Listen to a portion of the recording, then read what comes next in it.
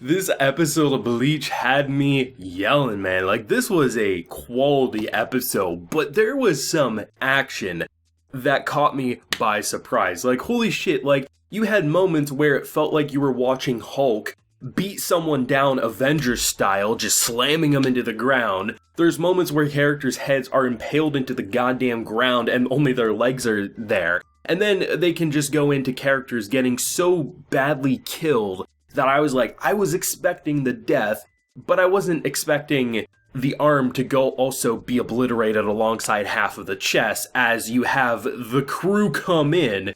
Honestly, you might as well just call them the cleaning crew, because I don't see how you stop that, as literally the war is on. Like, Quincy Emperor, like, he has launched his attack. And how we were in episode 2, right? Like, that shit was pretty bad, because characters who are arguably talented, if not powerful in certain cases, basically looked like they were down for the count. Yeah, they kind of had their second win this week, and they had this, like, very creepy looking creature that was, honestly, came in with that fist. I wasn't sure what the hell was happening at first, but I was here for it. But obviously, when you have a psycho like this, who can, after having his neck snapped in a way that just looked so painful, that he grabs it and then you hear it. Like, I was watching with headphones on and the bone cracking sound was far too realistic that, honestly, I'm interested to hear, like, where they got that sound from, because, like, that was quality. You felt the impact there. But just, like, the number of times you would watch this and say, here we go, let's go, Ichigo.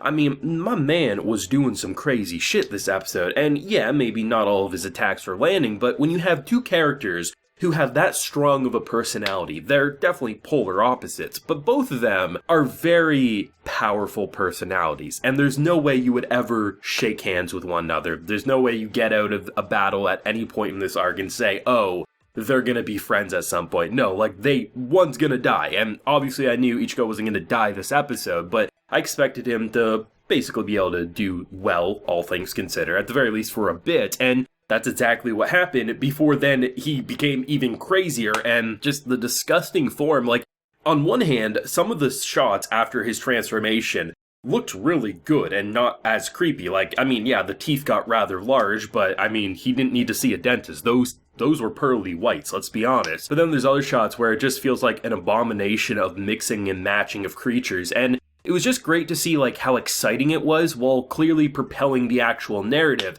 And I think, honestly, I'd say my favorite part outside of the obvious reaction moments is the conversation. Obviously, this man lost one of his closest friends and allies, and you have a conversation that boils down to, there's only one person that should be blamed, and it's you. Had you killed the man who's launching the attack right now 200 years ago, however many years ago, right, this wouldn't be happening. And the fact that that conversation, like, there was no swords drawn, there was no hostility in the way of violence, but the fact that it was thrown in his face, I couldn't help but be like, damn, bro, like, the fact that you are actually saying that to a man who's just lost as much, but then again, Soul Society's about to be absolutely crushed, and I guess you could see where maybe sometimes that hostility could come from, but there was some pain, and my boy Ishida is coming to the realization of his own dilemmas. I mean, yeah, you know, what the hell's going on? I thought we were the last of the Quincy's, and then to get some of the information as literally hell's about to be shaken to its core here.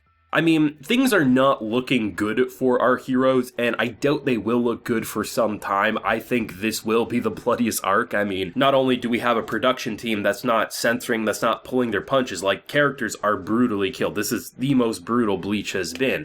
And the fact that the way they go about presenting the death is not even just like your typical over-exaggerated blood splatter, like, you feel it in the characters' faces. Like, half the time when a character gets, like, a death blow to them, you don't focus on the wound first. You focus on their face, the initial shock of, like, what just happened, to them the pain sets in, and they just are like, oh, and then, obviously, the death blow and the dramatic shot. Like, they're doing a hell of a good job this season, and I really like the conversation. And, like, initially, like, you're getting so into the action, and then they cut away to Isha, and then we also get some other characters, and we're talking about the whole why do they even fight the Quincy's, why do we hate the Quincy's, why do they hate us sort of a thing. And I like the concept of, you know, the thing I'm hoping to see at one point is, like, the Quincy King to have a similar conversation that we had in this episode, where we see it from their perspective, And, you know, because there's an argument to be made that if you were following either of these sides, you could see how they could probably make an argument as to why their side's in the right. Obviously, the big thing that started their division is like one wants to kill the Hollows, one wants to kind of purify the Hollows, and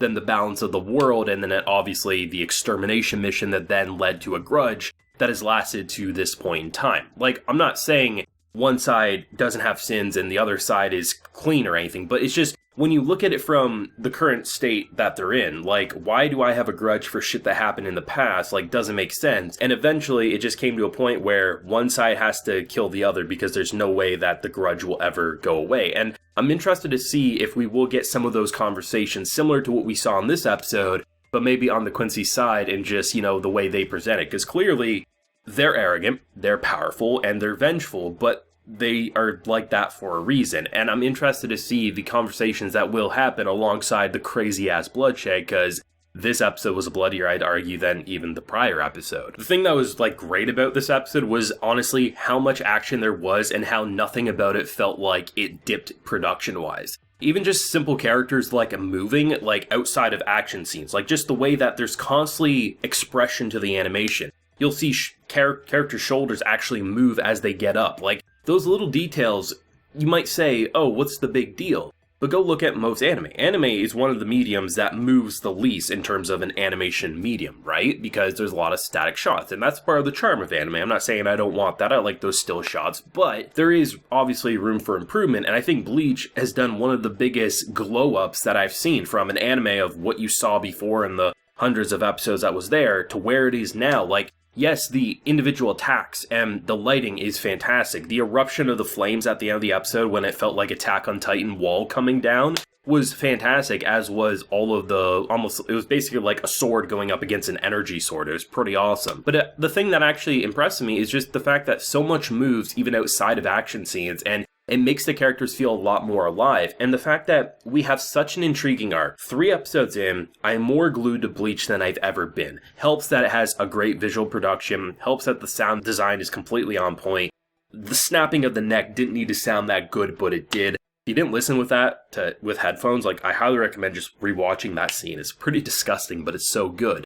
And the characters' motivations, and the fact that shit is finally hitting the fan. The Quincy's are finally going to get the justice that they think they deserve while exterminating everyone in the process. Like, they're saying they're going to purge everyone, and I kind of believe that they're going to, and I don't know how you stop that, and how is it really going to have to be that our boy Ichigo's side is just going to have to kill everyone on the other side, and just the interesting things that'll happen with Ichigo along the way is going to be pretty fantastic. But great episode, incredible episode, I'd argue. Probably my favorite out of the 3, to be honest. Like, not only did it have the great action, but it also propelled the story in an intriguing way. And just the way characters can be just so smug, but you understand why, because literally no one can call out their bullshit because they'll kill you if you do, sort of thing. I love it. But, of course, as always, I'll pass the torch over to everyone, whether if you're a fan of the original manga or if you're an anime original, which I'm technically am at this point in time, given I didn't read this arc. Do let me know what you're feeling, and of course leave a like if you enjoy. I'm gonna start doing something new as well if you're a part of the Patreon. I'm gonna start once a month giving a shout out to any of my tier 3s on video as well. So for this video, shout out to Sign. I appreciate the support, and if you ever want to, support the channel, see live reactions to what I just covered with this, I did do a live reaction. Do check out the Patreon, and obviously we'll see where it goes from here. But thanks again, and see you next time.